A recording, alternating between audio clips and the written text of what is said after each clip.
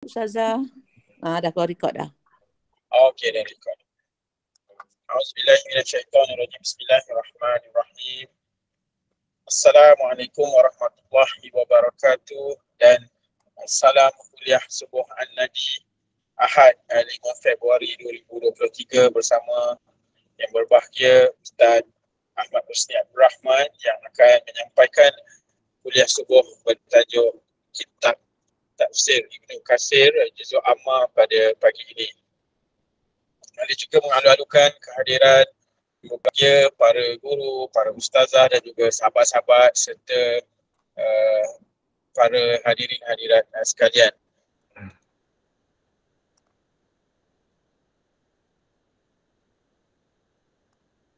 Bagi mengganti majlis, marilah sama-sama kita membukanya dengan Ummul Kitab Al-Fatihah.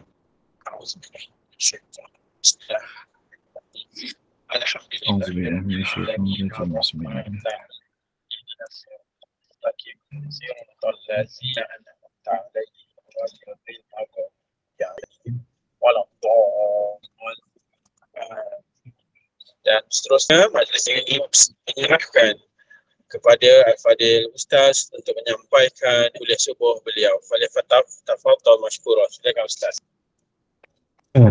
Baik.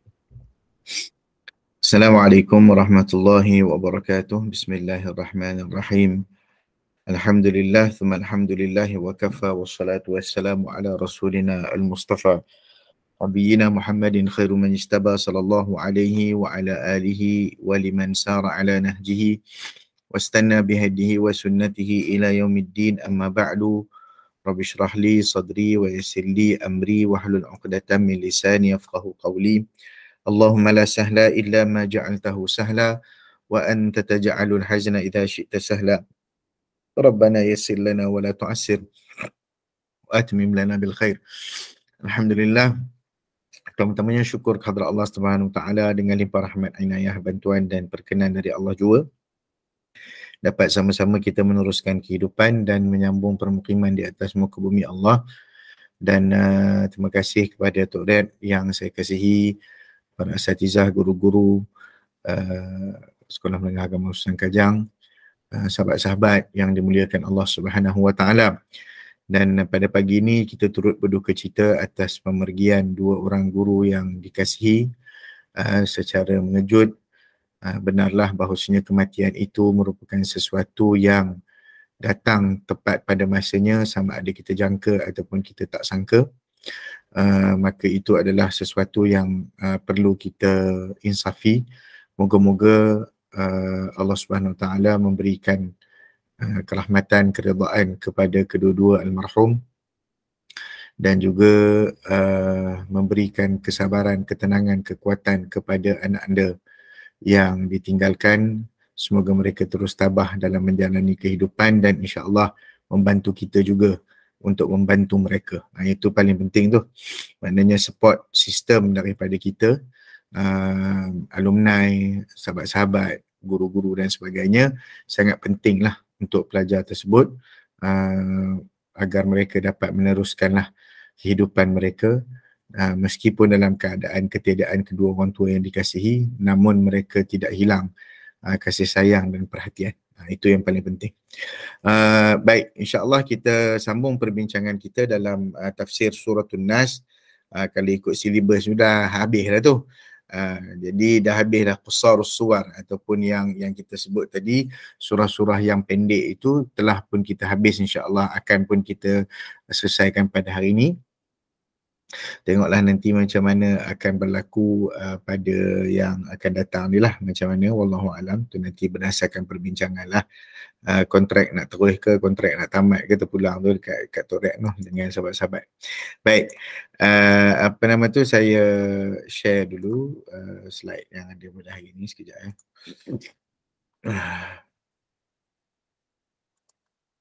Boleh nampak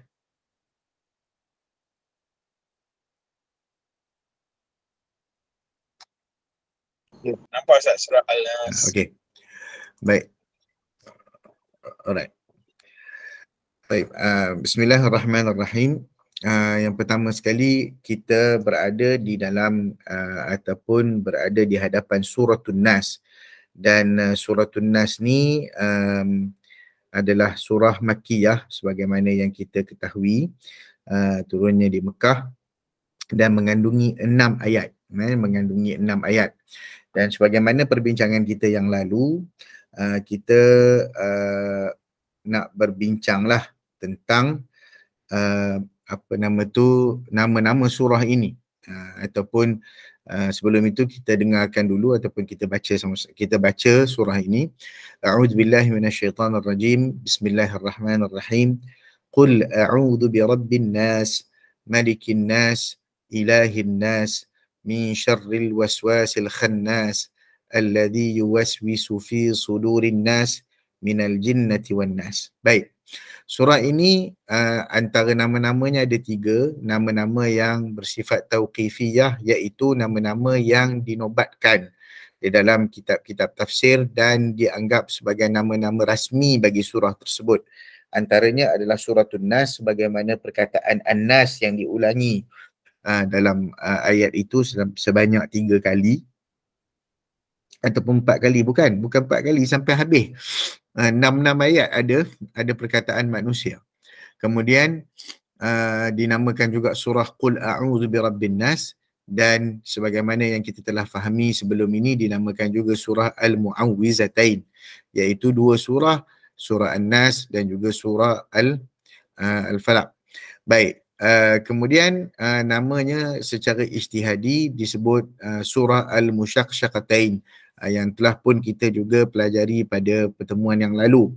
Dan antara fadilat surah An-Nas ini adalah sebagaimana diriwayatkan oleh Aisyah radhiyallahu taala anha, anna Rasulullah sallallahu alaihi wasallam kana idza ishtaka yaqra'u ala nafsihi bil mu'awwidzat wa yanfuthu falamma ishtadda waja'uhu kuntu aqra'u alaihi wa amsahu bi yadihi raja'a barakatiha. Okey. Kata Aisyah radhiyallahu taala anha, bahawasanya Nabi SAW bila mana mengadu sakit, Nabi akan baca atas diri dia surah ini dan juga Mu'awwizat, surah ini dan surah Al-Falaq. Kemudian Nabi akan menghembus kat mana? Hembus kat tangan dan sapu lah. Sebagaimana yang kita duk belajar daripada dalam kat sekolah kita dulu kan, ustaz-ustaz kita mengajar, sebelum tidur kita baca 3 qul dan kita hembus di tangan, kemudian kita sapu bermula daripada kepala dan seluruh badan, kemudian sampailah ke kaki. Ini dilakukan oleh Rasulullah SAW setiap malam sebelum baginda SAW tidur, sama ada dalam keadaan hadar was safar, dalam keadaan duduk di tempat ataupun di Madinah ataupun bermusafir. Dan Nabi SAW bila mana mengadu sakit, Nabi akan baca dan menghembus di tubuhnya. Falamma istadda waja'uhu, atau bila mana sakitnya itu hebat. Ni kat sini ni merujuk kepada saat Nabi SAW sakit nak mati tu. Aku kata Aisyah membaca surah ini dan aku menyapu keseluruhan aku menyapu dengan tangannya Nabi SAW untuk mendapatkan keberkatan. Okey, daripada Aisyah radhiyallahu taala anha bahawasanya Nabi sallallahu alaihi wasallam idza awa ila firashihi, bila mana Nabi SAW nak berbaring, dah pergi ke katil beliau, kullalailatin, setiap malam, jama'a kaffaihi, dia akan menghimpunkan 2 tangannya begitu, thumma nafatha fihi ma faqara fima, dan dia hembuslah, dia tiup di tangannya dan dibaca qul huwallahu ahad, qul a'udzu birabbil falaq dan qul a'udzu birabbin nas. Kemudian disapu seluruh tubuhnya sehinggalah mana tangan dia sampai, dan dimulakan daripada arah kepala dan wajahnya dan dari hadapan kemudian ke belakang dan sampailah ke kaki. Dan Nabi SAW melakukan perkara tersebut 3 kali. Ini antara perkara yang diamalkan oleh Nabi SAW dan elok kita teruskan sebagai menghidupkan sunnah. Wa ana Uqbah bin Amir radhiyallahu ta'ala anhu, daripada Uqbah bin Amir berkata bahawa Nabi SAW bersabda, alam tara ayatin unzilatil laylah thumma yara mithlahunna qat, alam yara mithlahunna qat, qul a'udzu birabbil falaq, qul a'udzu birabbin nas. Tidakkah kamu melihat bahawasanya ada beberapa ayat yang diturunkan oleh Allah SWT dalam satu malam yang tidak pernah terlihat seumpamanya. Maka Nabi kata inilah surahnya, qul a'udzu birabbil falaq dan qul a'udzu birabbin nas. Maka menunjukkan ketinggian dan fadilat surah ini begitu penting dan signifikan dalam kehidupan manusia dan juga sebagai pelindung, sebagai elemen untuk kita memohon perlindungan kepada Allah Subhanahu wa taala. Baik. Tiga ayat yang pertama kita nak ringkas pagi ini. Qul a'udzu birabbin nas, malikin nas, ilahin nas. Kenapa saya letak tiga-tiga ayat ni dalam satu perbahasan? Kerana tiga-tiga ayat ini merupakan ayat yang merujuk kepada kategori hubungan Tuhan dengan manusia ataupun sifat-sifat Allah Subhanahu wa taala yang dikaitkan dengan manusia. Yang pertama disebut Rabbin Nas, yang kedua Malikin Nas, yang ketiga Ilahin Nas. Baik. Qul a'udzu birabbin nas, katakanlah wahai Muhammad, aku berlindung kepada Tuhan yang menjadi Rabb manusia. Rabb, bila kita sebut perkataan Rabb, dia ada unsur-unsur yang berkaitan dengan tarbiyah. Rabba yurabbi tarbiyatan. Rabba yurabbi maknanya menjaga. Tuhan yang menjaga, mentadbir, menguruskan, menguasai, meliputi manusia itu, yang memelihara, menjaga dan juga melindungi manusia. Itulah Tuhan Rabb yang menjaga, Tuan. Rabb ni pun boleh disebut kalau kita pergi kepada makna secara literal, secara bahasanya, secara linguistik, kita pergi kepada makna Rabb. Rabb ni juga Tuan. Tuan ni bila Tuan, dia jaga anak buah dia jaga pekerja-pekerja dia jaga orang bawahan dia. Jadi itu konotasi yang boleh kita faham daripada perkataan Rabb. Malik, dalam qiraat ada dua kaedah baca. Boleh baca dalam baris yang tidak bermad, iaitu mim tu baris atas saja, Malikin Nas. Ini bermaksud kuasa, milkiyah, mulkiyah, al-mulk, kuasa ya. Malikin Nas kalau tak ada baris ataupun tak ada huruf alif, dibaca tanpa mad, itu bermaksud kekuasaan, kerajaan, kekuasaan, mulkiyah. Okay. Tetapi kalau dibaca Malikin Nas, itu juga ada bacaan itu, Malikin Nas, macam kita baca ayat Al-Fatihah lah, Maliki Yaumiddin kan. Begitu juga kat situ ada dua bacaan, Ar-Rahmanir Rahim, Maliki Yaumiddin. Ada bacaannya Ar-Rahmanir Rahim, Maliki Yaumiddin. Ma tu dia tak panjang, dua kaedah baca. Jadi Maliki Yaumiddin, kalau Malikin Nas maksudnya yang memiliki manusia. Sebab tu dia dalam tafsiran tu dia akan letak yang memiliki dan menguasai. Ilahin Nas, yakni Tuhan yang disembah manusia. Maka kita faham bahawasanya tiga sifat Allah Subhanahu wa taala dan hubung kait dengan sifat manusia terangkum dalam tiga-tiga ayat ini dari aspek rububiyah, malakiyah ataupun mulkiyah dan ilahiyah. Pertama sekali disebut rububiyah, ketuhanan Allah Subhanahu wa taala, keperkasaan Allah, Tuhan yang memiliki segala Tuhan yang mentadbir, macam kita sebut tadi, segala pentadbiran Tuhan, segala urus tadbir, segala pekerjaan, segala perkara-perkara yang diuruskan oleh Allah Subhanahu wa taala, itu termasuk dalam perbahasan rububiyah. Perbahasan rububiyah yang menjadi hubungan antara manusia dengan Tuhan. Kemudian sifat al-mulk, raja. Ya, sifat al-mulk, malakiyah itu raja, kerajaan Allah Subhanahu wa taala, kekuasaan Allah Subhanahu wa taala, keperkasaan Allah Subhanahu wa taala. Allah yang memiliki kita, Allah yang menyuruh kita dan mengarahkan kepada kita sesuai dengan sifat seorang raja yang mengarahkan rakyatnya untuk mentaatinya. Dan dirangkumi ataupun kemuncaknya adalah al-uluhiyah ataupun ilahiyah, iaitu penyembahan total kepada Allah. dia adalah Tuhan segala sesuatu yang memiliki, yang disembah oleh semuanya, maka segala sesuatu adalah makhluk yang diciptakan oleh Allah dan miliknya serta menjadi hamba-Nya. Jadi ini itulah sebab dikaitkan dengan manusia, sebab nak menunjukkan kok mana pun manusia ini dalam apa jua apa fasa kehidupan dia, dia adalah tertakluk kepada rububiyah Allah, malakiyah Allah dan ilahiyah Allah, ilahiyatullah. Orang yang memohon perlindungan diperintahkan dalam permohonannya untuk menyebut sifat-sifat tersebut agar dihindarkan daripada godaan yang bersembunyi, iaitu syaitan qarin yang selalu mendampingi manusia. Okey, ini nanti kita akan bincang sikit lah pasal qarin ni. Okey, pasal qarin ni kita akan bincang sikit, siapakah, bukanlah nak kata siapakah qarin tu. Qarin ni daripada kalangan mana, siapa dia yang dirujuk sebagai qarin dan sebagainya. Kita akan bincanglah nanti ya. Baik. Baik. Ini 3 ayat yang pertama. So kalau kita faham daripada sini, kita tengok, saya ingat almarhum ayahanda saya sebut, kalau nak tengok hubungan apa kategori manusia dengan Tuhan, ada 3.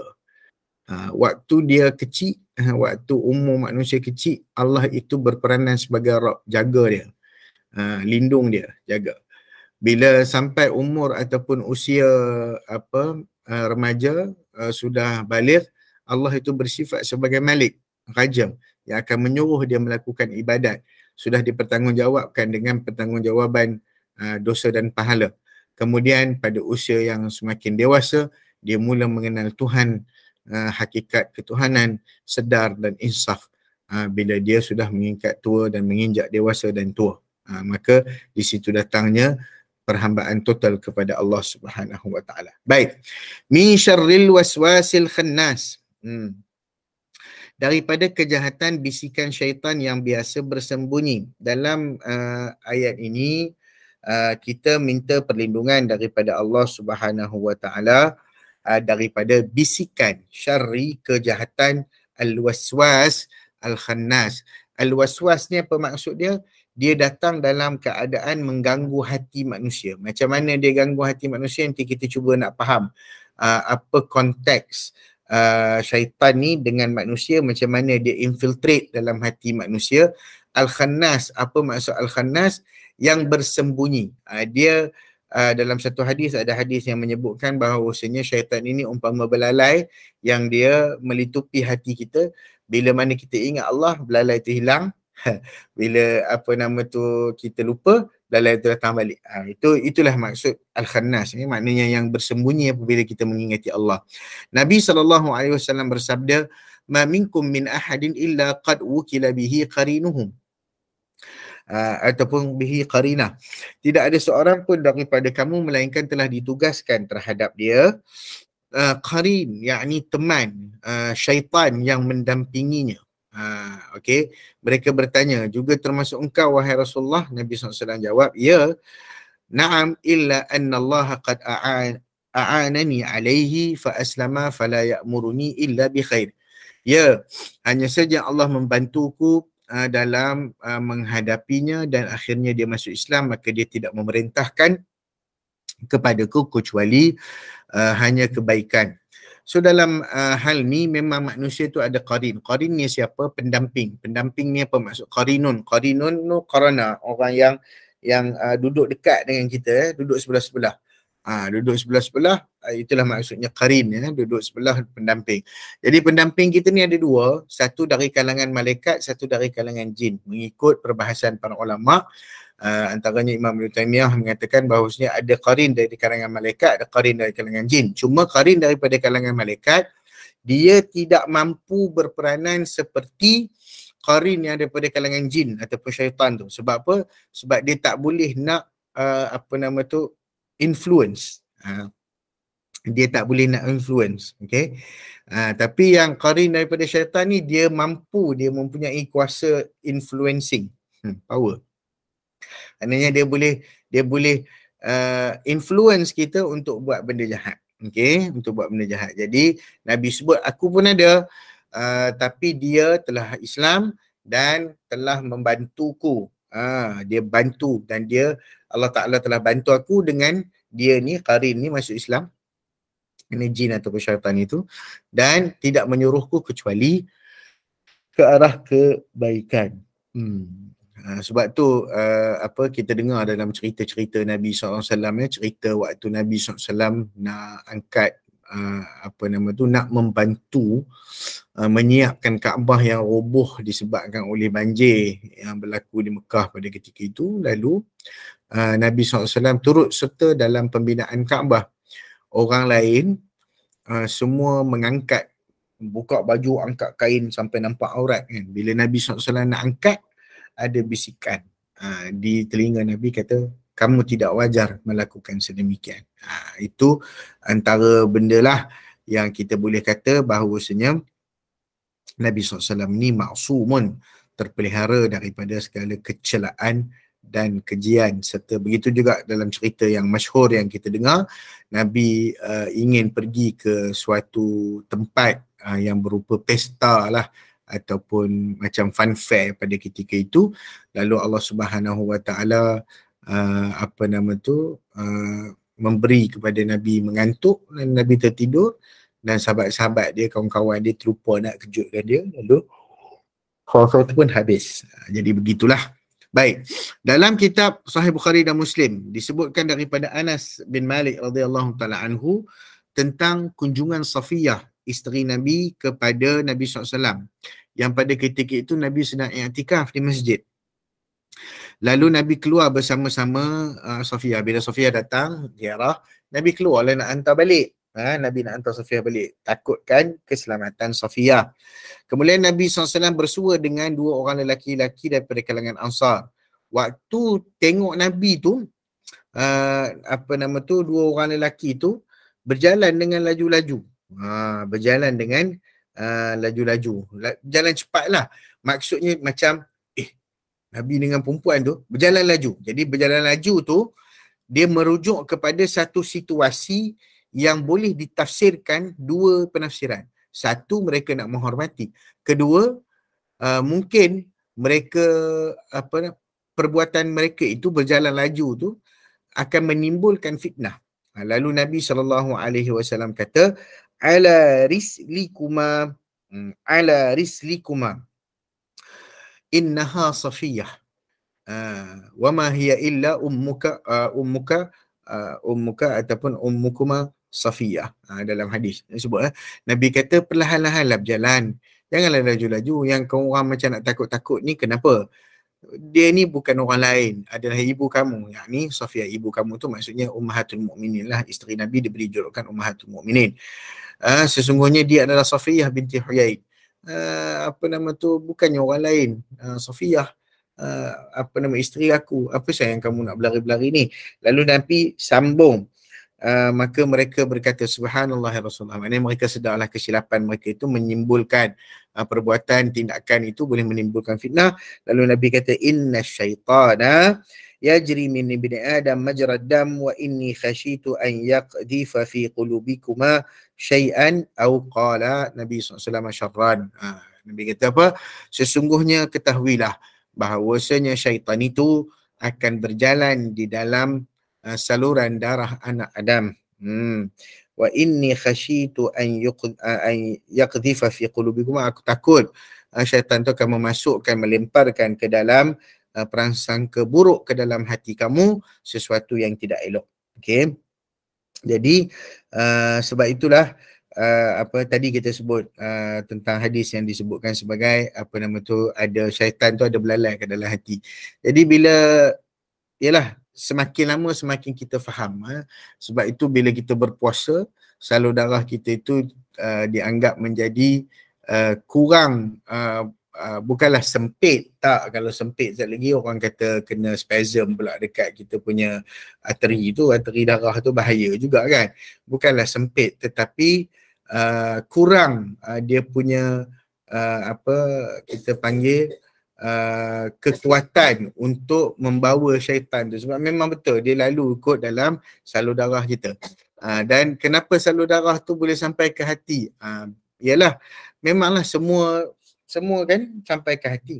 Jadi bila saya DIJN tu buat angiogram tu bila tengok apa nama tu bila tengok apa catheter tu masuk kan, masuk sampai ke jantung, itu dia kita boleh nampak lah benda tu lebih jelas, possibility dan hadis tu lebih jelas sebenarnya. Bukan catheter tu syaitan, tidak, tapi maksudnya begitulah. Maknanya mengganggu hati manusia. Sebab itu dia akan letakkan was-was. Apa maksud al-waswas? Ada orang kata penyakit was-was, ada kata syaitan yang mengganggu dan sebagainya. Dia meletakkan keraguan. Bila mana kita ni tak ada masalah kalau kita yakin kita nak buat sesuatu.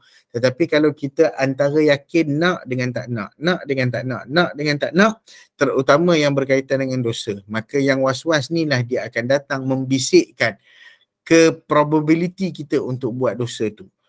Sebab tu saya kata kalau kita mendengar betul-betul bisikan syaitan dengan suaranya, maka tidak akan ada siapa yang akan mendengar syaitan. Tak ada siapa yang akan dengar syaitan sebab mungkin takutlah dengar suara dia. Tapi bisikan itu kita tidaklah begitu. Dia lebih halus daripada tu. Dia lebih halus daripada apa yang kita sangka. Kerana itu kita mudah terpedaya kerana bisikannya itu terus ke dalam hati manusia. Maka inilah yang dibincangkan menerusi surah An-Nas ayat keempat ini. Okay. Jadi waktu hati itu ingat Al-Khannas. Al-Khannas ni bersembunyi. Dalam sebuah hadis yang diriwayatkan oleh Imam Ahmad, bila mana hati itu ingat kepada Allah, maka syaitan itu mengecil, dia kecil dan boleh dikalahkan. Tetapi jika dia tidak ingat kepada Allah, syaitan itu akan membesar dan dapat mengalahkannya. Ini antara tips lah untuk kita. Kalau orang yang sedang kena gangguan dan sebagainya, kena sentiasa banyak mengingati Allah Subhanahu Wa Taala. Okey, dan inilah itulah yang sepatutnya kita lakukan. Baik. Dalam sebuah hadis yang lain, inna ahadakum idza kana fil masjidi ja'ahu syaitan fa'abasa bihi kama yabisu ar-rajulu bidabbatihi fa idza sakana lahu zanaqahu aw aljamahu atau kama qala sallallahu. Sesungguhnya seorang di antara kamu bila duduk di dalam masjid, syaitan datang dan ikat syaitan ikat diri dia tu ataupun hati dia tu sebagaimana seseorang itu mengikat haiwan kenderaan dia, menambatlah haiwan kenderaan dia. Kalau dia diam berzikir kepada Allah, dia diam dan tak berzikir kepada Allah, maka syaitan berbalik dan mengikatnya. Bila dia berzikir, hilang ikatan tu. Bila tak berzikir, syaitan datang balik ikat, tambat balik. Okay. Jadi Abu Hurairah kata, kamu boleh tengok hal tu. Dalam masjid kamu boleh tengok orang yang kena kekang dengan setan dengan orang yang berzikir ni. Dia kata kalau kalau orang yang tak berzikir ni, tubuh badan ni condong lah, macam mengantuk, macam tidur. Jadi macam mana kita ni selalu dalam khutbah pun kita lena juga kan. Macam mana tu tara dalam khutbah tu boleh lena. Ala kulli, moga-moga Allah Ta'ala selamatkan kita. Okey. Baik. Itu adalah alladhi yuwaswisu fi sudur. Okey, itu ayat yang keempat. Baik, ayat yang kelima, alladhi yuwaswisu fi sudurin nas, yang membisikkan, mewaswaskan kejahatan ke dalam dada manusia. Syekh Muhammad Abduh menyebutkan, menjelaskan ayat ini, yang membisikkan waswas dalam hati manusia itu ada dua. Pertama, yang disebut jin itu, iaitu makhluk yang tak nampak oleh mata dan tidak diketahui mana orangnya, tetapi terasa bagaimana dia memasukkan pengaruhnya ke dalam hati. Ke dalam hati. Membisikkan dan merayu-rayu kepada kita. Ini adalah perkara yang disebutlah merayu kepada kita. Dan dia perayu yang kasar. iaitu dia ada dua. Maknanya ada perayu yang kasar. Kasar tu maksudnya yang boleh nampak lah, menampak dengan mata kasar, iaitu manusia yang mengajakkan dan merayu manusia, membujuk rayu manusia ke arah jalan yang salah.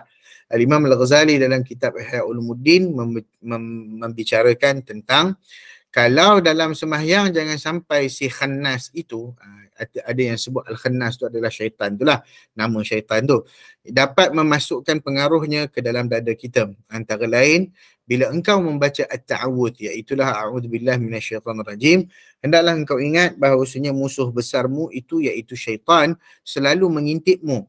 Dan jika engkau lengah, maksudnya engkau ni lalai, nescaya dipalingkan hatimu daripada ingat kepada Allah. Asal mulanya kerana memang syaitan ni dengki dan hasad kepada kita. Tetapi apabila dia melihat kita bermunajat dan menyeru kepada Allah, padahal dia itu telah pun dikutuk oleh Allah Subhanahu Wa Taala kerana pernah sekali bersalah menentang Tuhan dan tidak mahu sujud kepada Adam alaihissalam yang diarahkan oleh Allah Subhanahu Wa Taala. Jadi ini adalah satu perkara yang berlakulah syaitan ni. Ada sebuah kisah seorang sahabat Nabi SAW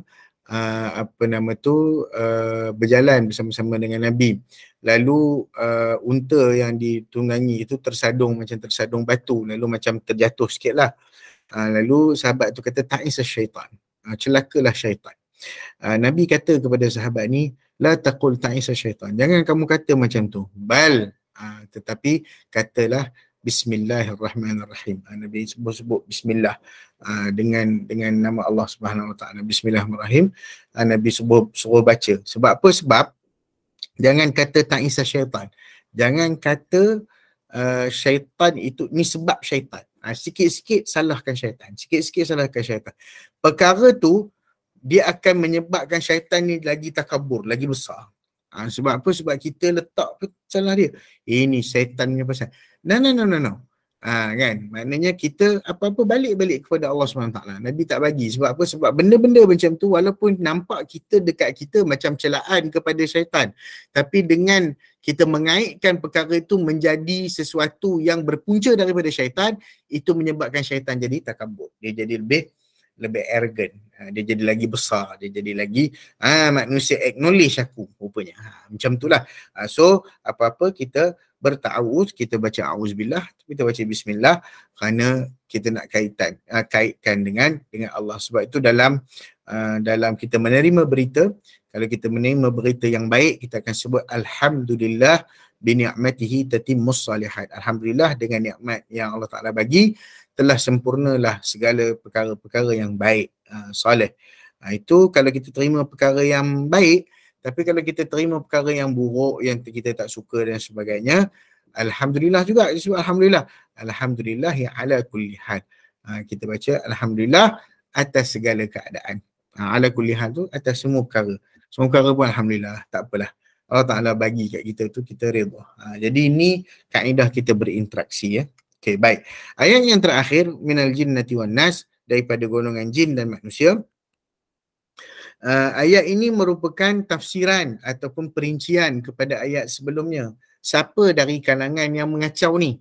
Jadi disebut ada dua dekat sini, iaitu syaitan yang selalu membisikkan godaan kepada manusia, yang mana syaitan ni ada dua. Disebut syayatinal insi wal jinni, syaitan manusia dan syaitan jin, sebagai pengertian yang terdapat dalam firman Allah Subhanahu Wa Taala, wa kadzalika ja'alna likulli nabiyyin aduwan syayatinal insi wal jinni yuhi ba'dhum ila ba'din zukhrufal qawli ghurura. Dan demikianlah kami menjadikan setiap orang itu ada musuh, setiap nabi itu ada musuh, aduwan syayatinal insi, syaitan-syaitan dari jenis manusia, dan syayatinal jin, dan syaitan-syaitan daripada jenis jin. Sebahagian daripada mereka membisikkan yuhi, guna perkataan wahyu, yuhi, sampai dalam tu, membisikkan kepada sebahagian yang lain perkataan-perkataan yang indah untuk menipu dan memperdaya manusia. Maka ini adalah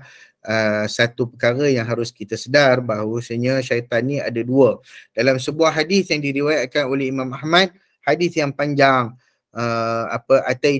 kata Abu Zar, ataitu Rasulullah sallallahu alaihi wasallam, aku mendatangi Nabi sallallahu alaihi wasallam, wa huwa fil masjid, Nabi duduk dalam masjid, fajalastu, aku duduk, faqala ya Abu Dzar, ya Abu Dzar, Nabi pun kata, wahai Abu Zar, hal sallaita, kamu dah sembahyang ke? Abu Zar kata, la, belum. Qala qum fasalli, Nabi kata bangkit, pergi sembahyang. Qala faqumtu fasallaitu thumma jalastu faqala, aku bangkit, aku sembahyang, kemudian aku duduk balik. Lalu Nabi SAW bersabda lagi, ya Abu Dzar, ta'awwadz billahi minasyaitanir, ta'awwadz billahi min syarri syayatinil ins wal jin. Wahai Abu Zar, hendaklah kamu hendaklah kamu berta'awudz, ta'awwadz billah, hendaklah kamu berta'awudz dengan Allah SWT, minta perlindungan daripada kejahatan syaitan manusia dan syaitan jin. Abu Zar pun tanya, ya Rasulullah, walil insi syayatin, apakah ada syaitan di kalangan manusia? Qala na'am, Nabi kata ya. Qala qultu ya Rasulullah, as-salah. Dia kata, apakah juga bagaimana dengan salat? As-salah. Dia tanya soalan kedua. As-salah, apakah perihal as-salah itu? Qala khairu mawdu'in man sya'a aqalla wa man sya'a aktsara. Itu adalah sebaik-baik amalan, sebaik-baik tempat manusia berada di dalam salat itu. Barang siapa yang nak sikit, banyak, itu ikut kesukaan ni. Maknanya nak lama dalam solat tu, nak sikit, nak banyak, nak lama, nak kurang, itu terpulang kepada masing-masing. Dan dia tanya lagi tentang amalan. Bagaimana pula dengan orang yang berpuasa? Nabi kata amal fardu yang berpahala di sisi Allah SWT dan ada tambahannya. Bagaimana pula ya Rasulullah dengan sedekah? Nabi kata pahalanya dilipat gandakan dengan lipat ganda dengan gandaan yang banyak.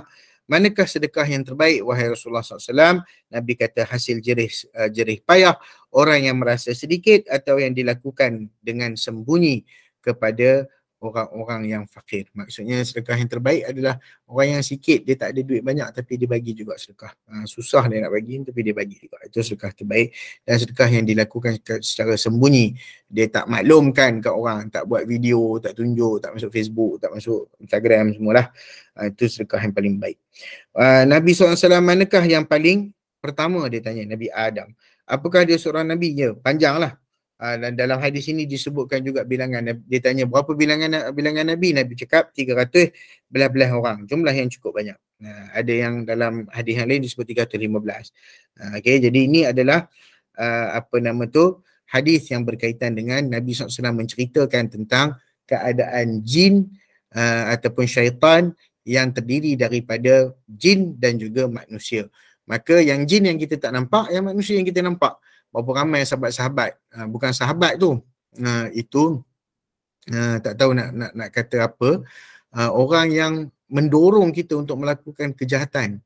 Kadang-kadang nampak benda yang baik tapi dia boleh mempersonakan kita, menghias perkara yang jahat itu supaya kelihatan molek dan cantik untuk dilakukan. Maka ini adalah satu perkara yang sangat bahaya dalam kehidupan kita. Moga-moga Allah Ta'ala lindungi kita daripada kejahatan jin dan manusia, yang manusia yang kita nampak, yang jin yang kita tak nampak, dan semoga Allah Subhanahu Wa Ta'ala memberikan kita perlindungan daripada segala mara bahaya dan juga perkara yang tidak diingini dalam kehidupan kita yang akan menjejaskan dan mencacatkan kualiti ibadah kita kepada Allah Subhanahu Wa Ta'ala. Wallahu alam, sekadar itu yang boleh dikongsikan. Moga-moga ada manfaat dan kebaikan, dan insya-Allah kita nanti kita akan sambunglah.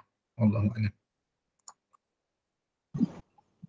Terima kasih ucapkan pada Ustaz Husni, dan seterusnya kita buka kepada para hadirin untuk bertanyakan sebarang soalan kepada Ustaz. Dipersilakan.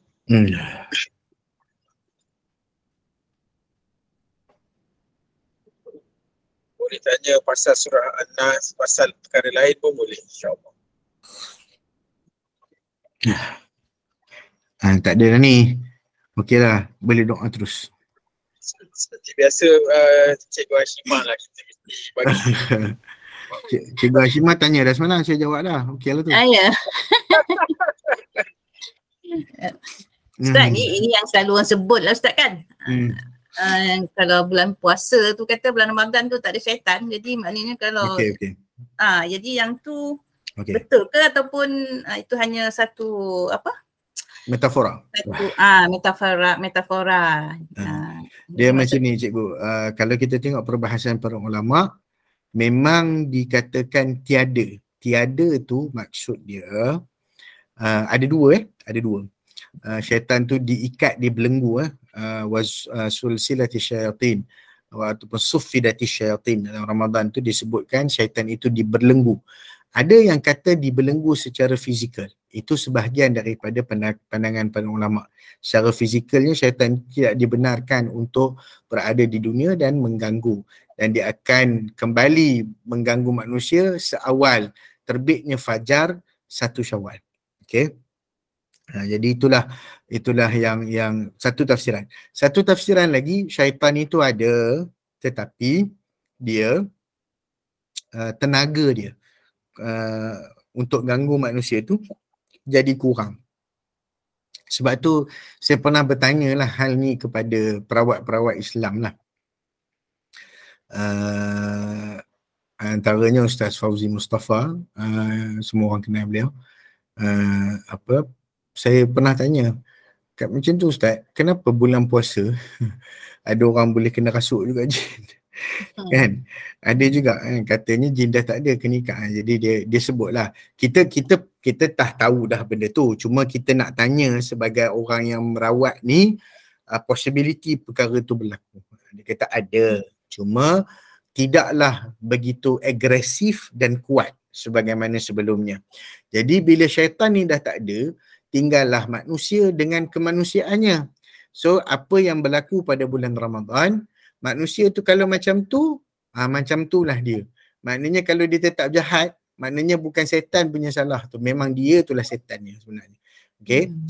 Dan kerana itulah suasana Ramadan ini terlalu istimewa sehingga Allah Subhanahu Wa Taala membantu hamba-hambanya dengan mengurangkan pengaruh dan juga possibility syaitan itu untuk mengganggu manusia, terutama dari aspek nak buat ibadat. Tapi kalau dah malas nak buat ibadat, malas juga nak tarawih, malas nak itu, malas nak ini, malas nak baca Quran sebagainya, maka ketahuilah tu bukan lagi syaitan tu, itu adalah kita, dan itulah yang harus kita sedar untuk kita melakukan perubahan. Wallahu a'lam. Okay. Terima kasih Ustaz. Terima kasih Ustaz atas jawapan tersebut. Dibuka kepada sahabat yang lain. Ada Boyan, nak tanya Boyan. Muzani, okey, silakan Muzani. Mojan.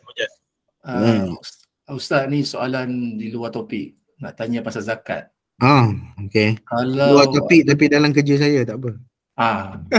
Apa nama ni, betul ke kalau kita dah jual rumah, kita kena bayar zakat 25% daripada hasil jualan, harga rumah, bukannya keuntungan? Okey, apa nama tu, ini jual rumah sebab kita berniaga rumah ke ataupun macam mana? Bukan, jual rumah sebab kira dua lah, satu berniaga, satu sebab memang kita nak nak jual atas apa-apa reason lah, tapi bukan berniaga. Okey. Baik, dia kalau orang yang berniaga rumah, contohnya dia ada 2-3 biji rumah yang dibeli untuk tujuan diniagakan. Okey. Dia ni tak kira lah broker ke whatever ke, tapi dia ada rumah dia ada rumah sebagai aset, ataupun dia ni buka syarikat, dia developer rumah, so dia ada rumah untuk dijual. Maka rumah-rumah ni dianggap sebagai stok niaga, dan stok niaga ni dia kena ditaksirkan ataupun dinilai untuk zakat dia tu. Okey, cuma dalam pandangan setengah ulama, kalau dia punya harga tu naik, maka sepatutnya kena naik lah. Tapi untuk kes rumah, al-aqar dan juga tanah dan sebagainya, hartanah disebutkan dalam hartanah, dia hanya dikira daripada, kalau dia kena kira zakat, sebab benda tu stok cuba bayangkan, developer ada 100 biji tak kena jual, dan sebiji tu harga kos dia katalah 200,000. Dah berapa dah tu kan? Tapi dia tak ada sale. Okay, so para ulama kata diambil daripada harga kos asal rumah tersebut, bukan daripada keuntungan. Maksudnya bukan daripada harga semasa, bukan current price rumah tu, bukan market price rumah tu, tapi diambil daripada harga asal rumah tersebut. Ini bagi peniaga, orang-orang yang memang jual rumah, ambil rumah, tak kira individu pun sama. Kalau dia ada 3-4 biji sama juga. Kalau orang tu suddenly jual rumah, contohnya dia nak pakai cash or whatever, dalam hal ni dua kaedah. Pertama, dia kena zakat daripada seluruh hasil dia, iaitu baki setelah dia jual rumah tersebut, tolak segala kos, tolak segala apa yang perlu dibayar dan sebagainya. So net daripada tolakan-tolakan tu, dia bukan kira untung ataupun rugi ataupun kos, tak. Semua tu katalah dibeli rumah 200,000, dijual rumah 500,000. So daripada 500,000 tu, tengok kos-kos apa yang ada dah dibayar dan whatever, lawyer fee ke whatever, semua brokerage ke whatever, semua tu selesai, katakanlah baki ada 350,000. So dia kena zakat daripada 350,000 tu. Zakat 350,000 tu pula boleh choose, boleh pilih sama ada nak zakat terus. Zakat terus tu dibolehkan kerana kita telah memiliki nisab. Yang kedua, sama ada dia nak tunggu setahun barulah dia zakatkan. So, bila tunggu setahun tu, tengok berapa balance yang ada lah. Kalau balance tu ada 150 je, zakat je lah daripada 150. Itu maksud dia. Dia ada dua kategori. Maksudnya orang yang jual rumah bukan kerana memang dia tu penjual rumah, dan yang kedua tu orang yang bisnes rumah lah. Okay, wallahualam, harap jawapan tu dapat memberikan penjelasan. Ni Syekh Tuntas Nurul ada angkat tangan ni. Terima kasih Ustaz. Syekh Al-Azalino. Alah, dah glamour tapi tuntas pula. Aduh. Nama email je Ustaz. Nama email, okey. Nasib baik nama email. Nasib baik ada jawapan. Okey. Alright. Ustaz, saya nak tanya sikit. Kan bila kebanyakan ialah culture orang Melayu kita ni, maknanya bila kita sebut tentang gangguan, sihir semua ni, kita padahal mungkin benda tu related dengan stress, anxiety, depression dan sebagainya. Ya. Jadi saya nak tahu fine line yang betul, yang rasa betul-betul kita pasti untuk dapat beza yang mana satu yang mungkin betul. Kalau Ustaz ada cerita ke apa benda ke. Kemudian satu lagi Ustaz, ada ke zaman ada ke zaman Nabi dulu, yalah bila kita sebut pasal anxiety ke apa semua ni, dia bagi macam sleeping pills kan sekarang ni kan. Ada ke zaman Nabi dulu, ada ke jenis ubat-ubat macam gitu, ubat penenang ke, selain bacaan doa ataupun bacaan ruqyah ni lah. Okay. Saya jawab yang nombor 2 tu. Ini mesti berkaitan dengan apa, haram makan sleeping pill lah. Siapa makan sleeping pill masuk neraka kan. Ubatan pada zaman Nabi relatively berkisar tentang ubatan-ubatan yang berkaitan dengan dia panggil al-akhshab, ataupun ubatan-ubatan tradisional yang menggunakan tumbuh-tumbuhan, pohon-pohon dan juga ramuan-ramuan yang digabungkan lah. Barangkali ada, antaranya Nabi SAW pernah kalau dia pening, dia akan letak inai, dia akan lumurkan inai di kepala dia. Okay? Itu antara ni lah, ataupun ikat inai tu, ikat. Sebab tu waktu Nabi SAW pening tu, diikat serban Nabi tu orang nampak warna kuning, warna-warna inai tu lah. Sebab apa? Sebab Nabi SAW ikat. Jadi mungkin ada, tapi tidaklah pil macam kita ni ataupun pil macam matrik tu, red pill or blue pill, tak adalah. Dia tak adalah pil-pil begitu. Mungkin ada ubat yang memberikan ketenangan. Kalau ikut dulu yang memang betul-betul nak tenang ni, orang minum arak dulu kan, nak hilang sakit ya. Sebagaimana contoh pada zaman Nabi SAW ada seorang sahabat yang dia ni nak kena potong kaki dia. Sebab gangren lah, disebabkan kencing manis apa semua. Kita pun tak tahu zaman tu tidaklah disebut sebagai kencing manis, tapi kita tahu hari ni dia kencing manis, dia kena potong kaki. Lalu tabib yang nak rawat tu, tabib tu tanya dekat dia. Tabib tu kata, maukah kamu aku buat satu ramuan ubat yang mana ubat ni akan menyebabkan kau jadi khayal. So dia macam bius lah, macam bius. So kau tak sakit. Dia kata aku jaga akal aku dan juga hati aku supaya sentiasa mengingati Allah. Takkan kerana ni kamu nak suruh aku buat benda tu? Itu dia. Yang kedua, okey, kalau kamu tak nak minum arak. Dia kata, arak pun aku jaga tubuh aku daripada benda haram. Kau nak suruh aku minum benda haram. Siapa? Okey, lepas tu macam mana nak buat ni? Aku kena potong kaki kamu. Dia kata, okey, kalau macam tu, tunggu aku solat. Waktu aku solat tu, kamu tengok satu point di mana aku sudah kelihatan seperti tenggelam dalam solatku. Maka ketika itu kamu potong kaki aku. Okey, kamu potong kaki aku. Jadi dia pun buat dan lepas potong tu, habis-habis solat tu, sahabat tu tanyalah, tabib tu tanyalah sahabat tu, tak sakit ke? Alhamdulillah, dia kata, Allah Subhanahu Wa Taala ambil satu kaki aku, tapi ada lagi satu kaki aku untuk aku berjalan ke rumah Allah. Maksudnya dia punya khusyuk tu sustain sampai lepas solat pun sustain. Ni bukan pakai ilmu kebal ke apa ke, tak. Ni memang betul-betul kualiti solat lah. Okey, tapi kita hari ni jangan pasal-pasal nak buat OP tu ya. Siapa-siapa yang nak kena bypass dia tiba bypass pula. Tak apa, tunggu saya semayang. Jangan ya. Awak pakailah ya. Gunalah apa yang ada. Karang marah doktor-doktor kita ni karang. Jangan duk buat macam tu sebab memang kualiti semayang kita hari ni merapu semuanya. Okey. So itu cerita ya Azalino, kalau saya boleh relate kepada cerita-cerita tu lah untuk menunjukkan bahawa zaman tu memang ada lah elemen yang akan menyebabkan kita khayal ataupun nak lupakan kesakitan tu ada. Ada di kategori ubat, ada kategori arak, dua tu. Dan yang nombor 3 ni paling padu lah, semayang. Kualiti semayang tu sehingga menyebabkan. Ada juga soalan orang tanya kat saya, macam mana Ustaz dia belah kaki tu, jatuhlah dia tengah semayang belah kaki. Saya kata dia semayang duduk lebih payah menor nak mikirnya kan. Idaklah belah kaki waktu dia berdiri. Kawan tu semayang duduk, semayang sunat. Aduh. Okey, tu pertama. Yang kedua, gangguan macam mana nak fine line. Okey, fine line, thin line ataupun sebagainya memang sukar. Tetapi apa yang juga diajar kepada saya oleh Ustaz Fauzi, dia kata macam ni. Kalau apa-apa dulu, sebelum pergi kepada rawatan Islam ataupun ruqyah, pastikan kita clear semua rawatan yang berkaitan dengan perubatan ni alopati.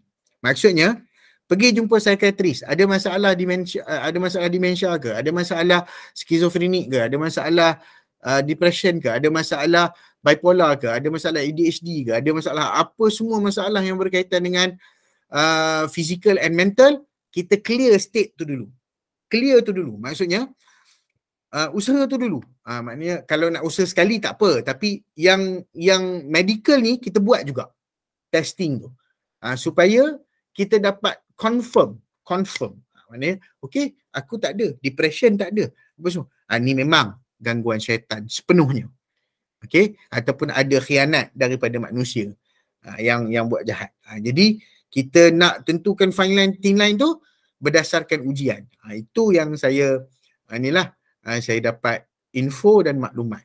Sebab apa? Sebab perawat Islam tu pun dia by experience dia tahu sebab saya pernah tanya juga. Saya banyak tanya pengalaman. Saya tak merawat. Almarhum ayah saya dia tak bagi. Dia kata kalau hang rawat orang, nombor satu hang buat hang tampak orang tu dulu. Aku tahu perangai hang. Dia kata jadi dia tak bagi saya lah. Dia tahu saya tak boleh tahan sabar. Kan? Jadi saya pernah tanya perawat, apa maksud? Dia kata ada yang mengada-ngada. Contoh macam Ustaz Fauzi. Ustaz Fauzi tu muka dia tu kira handsome lah. Kan? Jadi ada yang datang tu buat-buat sakit semata-mata nak ngorat Ustaz Fauzi. Dan Ustaz Fauzi tahulah. Bila rawat tu dia tahu. Dia kata ini bukan sakit ni saja je ni kan. Jadi Ustaz Fauzi pergi bagi dekat ustaz yang muka dia memang muka singa. Dia pergi bagi kat ustaz tu. Ustaz ustaz rawat dia. Sihat terus budak tu. Belum sampai kat ustaz muka singa tu pun sihat dah.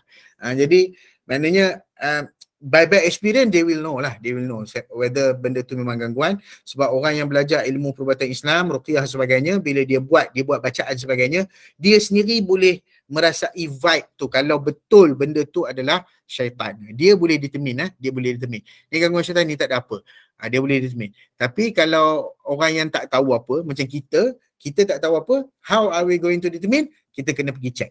Untuk rule out kita macam biasalah kita buat check untuk rule out. Macam saya kata masuk AJM buat angiogram, nak rule out bahawasanya tak ada blockage dalam jantung contohnya. Nak rule out tu memang kita kena buat clinical test. Itu tak boleh elak lah. Wallahualam. Terima kasih Ustaz. Jelas ke Al-Syekh Al-Azalino? Terima kasih Ustaz. Boleh buat lagu satu tentang ni. Ya.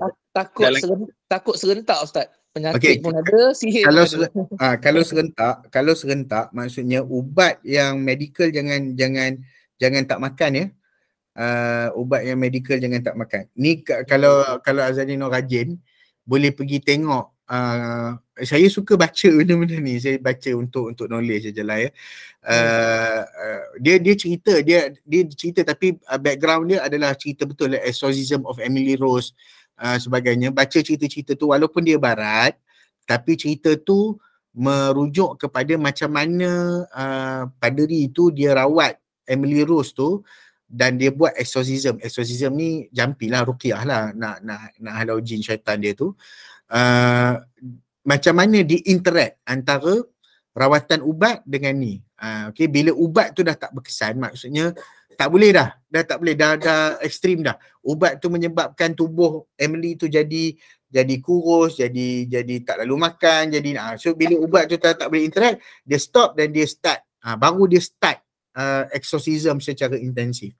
Memang akan ada dua tu lah. Sebab tu apa-apa pun dua-dua seni ni, seni perubatan moden ataupun perubatan medical dengan seni perubatan Islam, dia kena berganding. Dia tak boleh satu excel over another. No. Dia kena bergandingan. So kalau kita faham benda tu, dua-dua faham jadi orang yang nak pergi merawat tu pun dia jadi inilah. Maknanya doktor pun kena ada some ataupun sikit lah quiet knowledge dengan perkara ni. Saya pernah jumpa doktor-doktor yang mampu buat benda tu. Ada seorang pakar di PPUM, pakar jantung juga. Dia sama, dia belajar dengan almarhum Datuk Dr. Harundin. Dan dia boleh ruqyah sakit dia. Kadang-kadang dia bukan ni pun, dia ruqyah dia terus. Ruqyah sakit tu sihat. Dah, kau tak bayar-bayar lah, keluar je lah. Kan? Saya tak payah duduk sebab sakit tu dia tahu bukan sakit yang ni. So maknanya at least bukanlah semua doktor wajib ada ilmu ni, tak. Tapi at least ada sedikit. Maksudnya bila dia dah check dah, tak ada dah. Kalau medical ni dah rule out. Ni something else lah ni. Okay, dia boleh tahu dah. Maksudnya dia ada indikator perkara untuk benda tu lah. Okay. Wallahualam. Thanks. Soalan yang baik. Terima kasih Ustaz atas jawapan yang penuh ilmiah tersebut. InsyaAllah tiada soalan lagi ya kita ada sedikit pengumuman, ada 3 pengumuman. Yang pertama, insyaAllah kita akan adakan bacaan Yasin secara online dari Anadi Smart K pada malam ini jam 9.30 malam. Dan juga akan diadakan bacaan Yasin di Sekolah Menengah Agama Persatuan Kajang selepas solat maghrib bersama pelajar-pelajar. Mungkin saya akan maklumkan kepada Ustaz Wan Najran untuk bersama mengendalikan bacaan Yasin tersebut di sekolah lah nanti.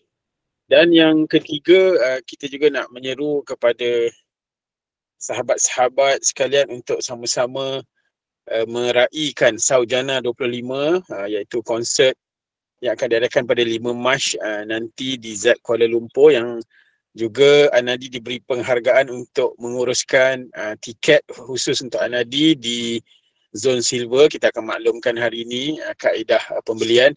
Mungkin boleh beli. Ada. Baik orang Saujana ni, dia ada bagi khas untuk Anadi, ada diskaun. Mungkin boleh beli untuk dihadiahkan kepada cikgu ke, kepada kawan-kawan, staff ataupun adik-adik di Smart Kajang ke. Yang tak nak tengok tak apa, jangan risau. Yang penting beli untuk seseorang yang ingin tengok, insya-Allah. So itu saja. 3 pengumuman hari ini. InsyaAllah kita cikgu nak jugalah tiket. InsyaAllah kita cari siapa yang nak hadiahkan untuk Cikgu Ainon, Cikgu Dah bunyi dah, habis lah. Kena belanja. Ada tu, ada insyaAllah nanti kami sediakan link tu, nanti dia akan pilih lah kalau dia nak beli untuk dia beli untuk dia lah. Dia nak beli untuk guru-guru, nanti kita akan uruskan insyaAllah. Okey, seterusnya kita jemput Al-Fadhil Ustaz untuk membacakan doa penutup. Silakan Ustaz. الفاتحة. أعوذ بالله من الشيطان الرجيم. بسم الله الرحمن الرحيم. الحمد لله رب العالمين الرحمن الرحيم مالك يوم الدين إياك نعبد وإياك نستعين اهدنا الصراط المستقيم صراط الذين أنعمت عليهم غير المغضوب عليهم. بسم الله الرحمن الرحيم. الحمد لله رب العالمين حمد الحميد حمد الشاكرين حمدا يوافي نعمه ويكافئ مزيده. ربنا لك الحمد كما ينبغي لجلال وجهك الكريم وعظيم سلطانك. اللهم صل وسلم وبارك على محمد وعلى اله وصحبه اجمعين. اللهم سلمنا وسلم ديننا وتوحيدنا وامورنا كلها يا ربنا يا رب العالمين. اللهم علمنا بما ينفعنا وارزقنا علما. اللهم انا نسالك علما نافعا ورزقا طيبا وعلما متقبلا. اللهم ادفع عنا البلاء والوباء وسوء القضاء. اللهم اغفر لهما وارحمهما وعافهما واعف عنهما وأكرم نزلهما ووسع مدخلهما وأغسلهما بالماء والثلج والبرد ونقهما من الخطايا كما ينقى الثوب الأبيض من الدنس وأبدلهما دارا خير من دارهما وزوجا خير من زوجهما. اللهم لا تحرمنا أجرهما ولا تفتنا بعضهما. اللهم إن كانا محسنين فزد في إحسانهما وإن كانا مسيئتين فتجاوز عنهما يا ربنا يا رب العالمين. ربنا آتنا في الدنيا حسنة وفي الآخرة حسنة وقنا عذاب النار. الحمد لله. Amin amin ya rabbal alamin. Terima kasih diucapkan kepada Fadhil Ustaz Ahmad Husni atas kuliah yang disampaikan pada pagi ini, dan juga terima kasih kepada cikgu-cikgu, Ustazah Fatimah pun ada, saya perasan tadi masuk, serta sahabat-sahabat sekalian lah yang berada di seluruh dunia insya-Allah. Jadi kita sudahi pertemuan kita pagi ini dengan tasbih kafarah dan surah Wal-As. Subhanakallahumma wa bihamdika asyhadu an la ilaha illa anta astaghfiruka wa atubu ilaik.